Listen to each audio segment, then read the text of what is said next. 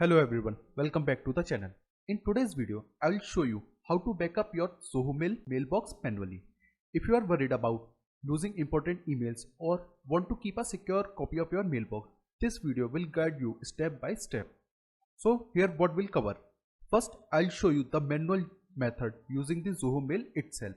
So let's get started. Open the browser and go to the mailszoho.in and log into your Zoho Mail account with valid credentials. Now go to the setting, navigate to the import and export option email, import and export emails, click on this.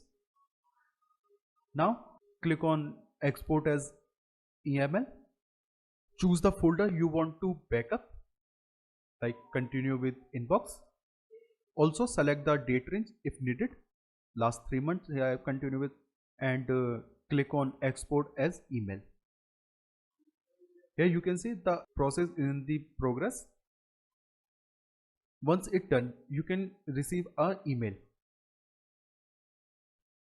Just go to that email and click on show zip links.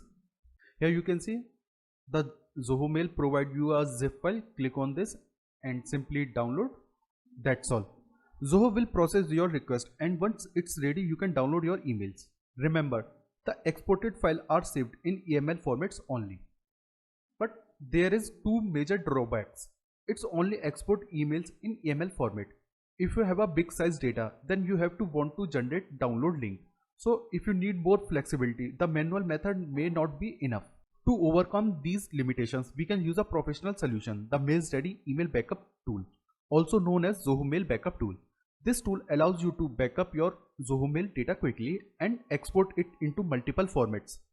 With this tool, you can backup Zoho Mail email directly using IMAP, save emails in multiple formats like PSD, EML, Mbox and MSG. Also, you can perform bulk backups and maintain folder hierarchy and data integrity. Also, apply filters for selective backup.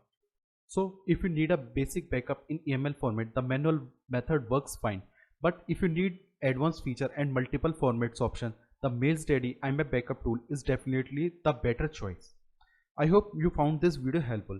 If you did, don't forget to like, share and subscribe to the channel for more technical tutorials. Thanks for sharing. I'll see you in the next video.